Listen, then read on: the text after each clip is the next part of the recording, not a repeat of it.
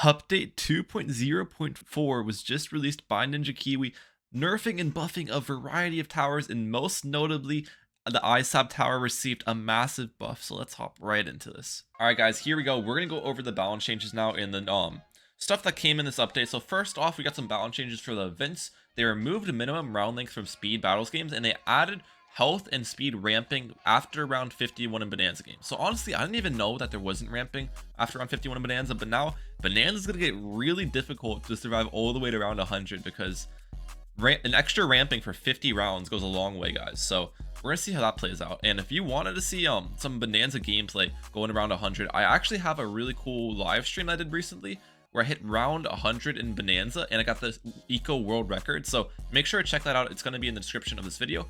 But yeah, so they did that with events, but now we're on to tower changes, which is the stuff I'm always excited about. So starting off with tower changes, we got Dart Monkey here.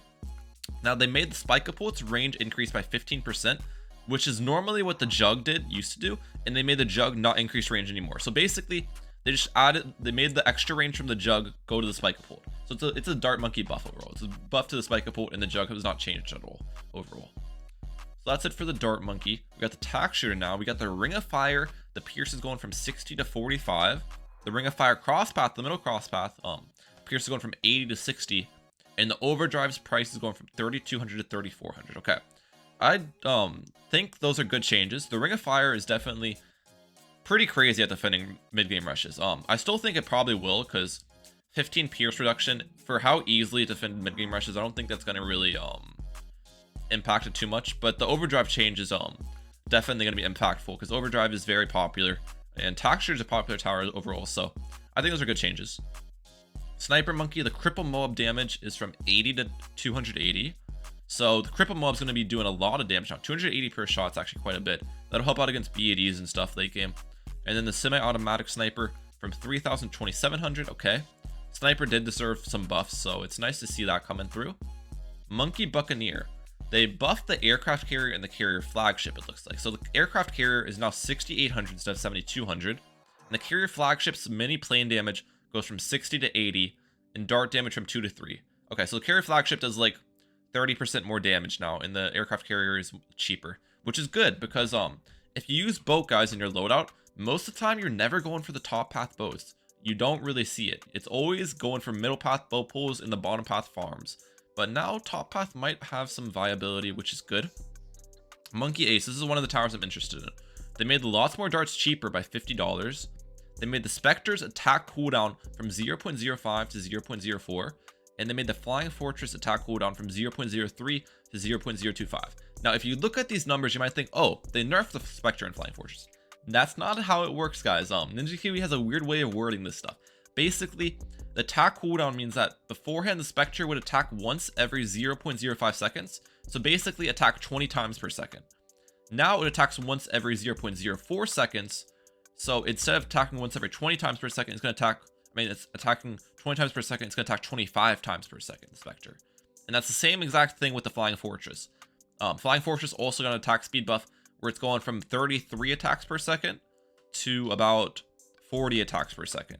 So I honestly don't agree with these buffs. I think Flying Fortress was in a fine spot, if not even a little bit overpowered, as it was pretty much a crutch for a lot of strategies in battles too.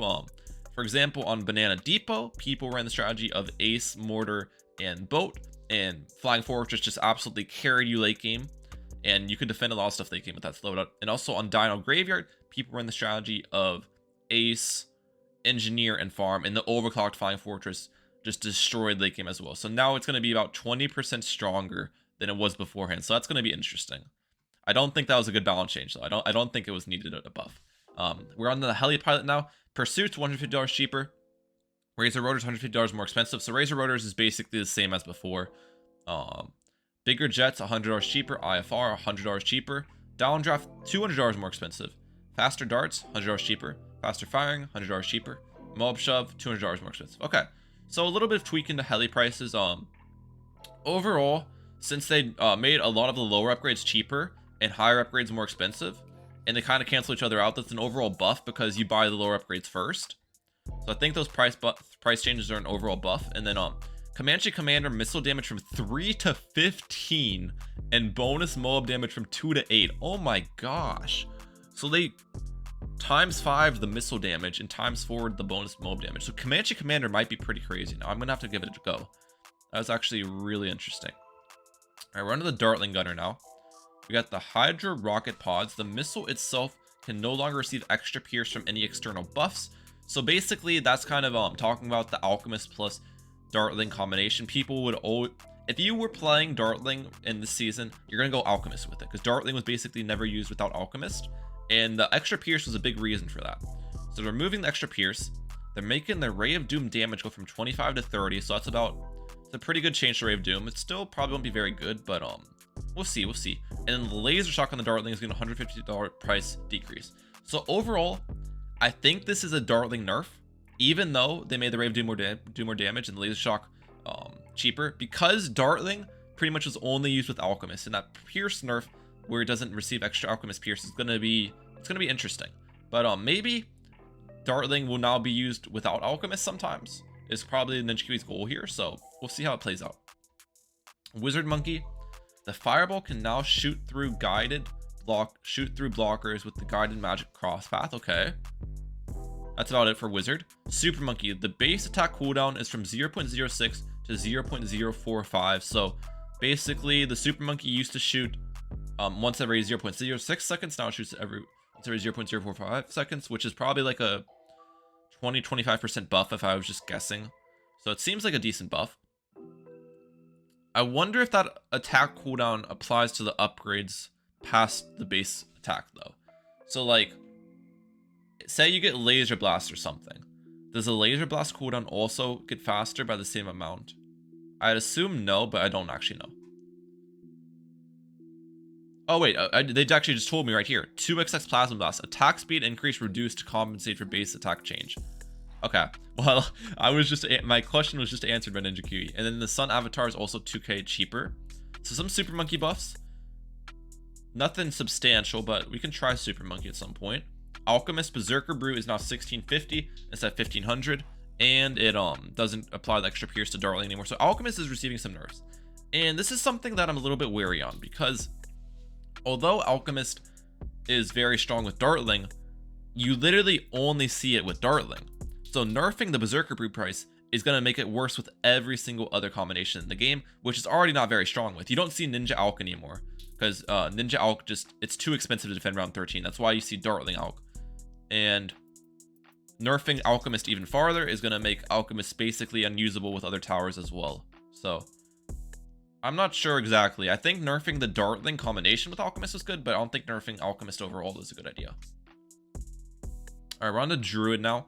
The Populous Druid can now buff itself. So basically, if you have a Avatar of Wrath, it's going to give itself one buff, so you're going to need one less Populous. So it's a small Druid buff. The Superstorm is now 60k instead of 65k. That's actually a really big buff. So Druid might come back a little bit after that one. Superstorm for 60k is very, very strong. Especially in a previous update, they buffed the Superstorm as well and made the Tornado more consistent. So, you know, Druid might see some comeback, boys.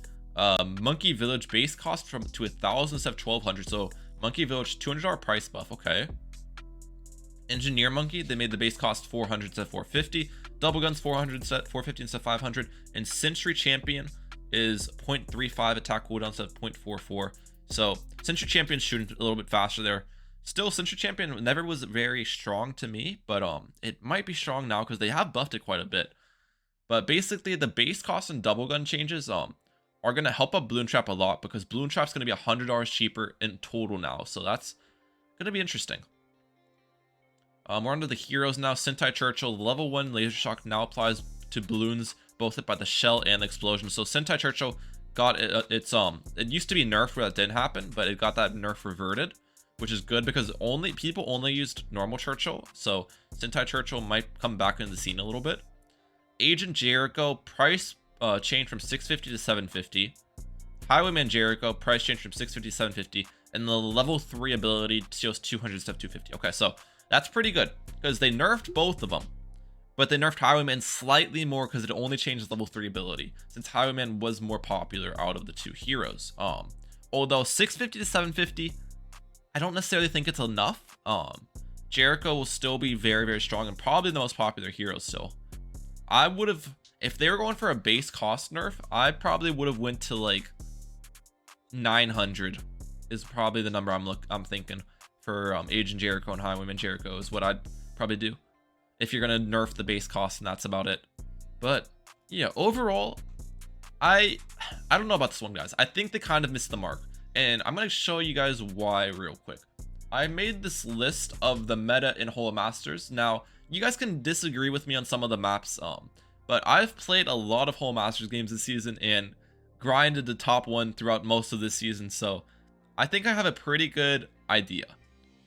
So if you look at this list, guys, I have the meta for every single map in Holo Masters. I think there is, how many maps are there? 1, 2, 3, 4, 5, 6, 7, 8, 9, 10, 11, 12, 13, 14, 15, 16, 16 maps. Now, I made the most popular meta towers here. Farm is meta on 11 maps. Mortar's a meta on 6 maps. Tac 5. Boat's meta on 4 or 5 maps. Ace is 4. Dartling's 4. Alk's 4. Bomb is 3. Now, looking at those numbers, Farm didn't receive any nerfs, which I'm honestly kind of okay with. I'm kind of okay with Farm being meta because Farm meta is a lot more interesting than an eco meta in my opinion. But Mortar was not touched at all. Mortar was not touched one bit in these balance changes, and it is currently, in my opinion, I know a lot of you guys will disagree with me, it's currently the best attacking tower in Holo Masters. It's actually insane. It allows you to defend round 13 cheaper than pretty much any other tower. It has some good late game viability as well, and it was not changed at all. Now, I know a lot of you guys say, oh, Mortar has been trashed throughout the history of battles too. Mortar is a bad tower. Mortar used to be bad, but it's very, very strong now, especially after they made Bernie stuff attack the Zebra building layer. So Mortar was not nerfed at all. Tac was nerfed. I'm fine with the Tac changes. Boat was buffed. I would have liked to see a boat nerf to the favorite trades, making it a little bit more expensive. I think would have been a good change. And then Ace as well. Ace did not deserve a buff, guys. Ace is actually one of the meta towers in Holo Masters right now. It's meta on the same amount of maps as Dartling and Alk. And it was buffed pretty substantially. They shouldn't have buffed Flying Fortress, in my opinion. That was not necessary. I don't really care about the early game buff to the Ace. I don't think that's gonna really do much, but the Flying Fortress buff is definitely an interesting one. And then Dartling was nerfed, Alk was nerfed, Bomb wasn't really touched. I would have liked to see a Balloon Crush price nerf, maybe making Balloon Crush like a couple $1,000s more expensive, but yeah, those are my thoughts. Let me know your thoughts in the comment section down below, as always. But that's it for today. Thank you guys so much for watching. And if you enjoyed, please hit the like button, subscribe, move forward, and put code Mehalic in the Battles 2 item shop. Mehalic out. Peace, lads.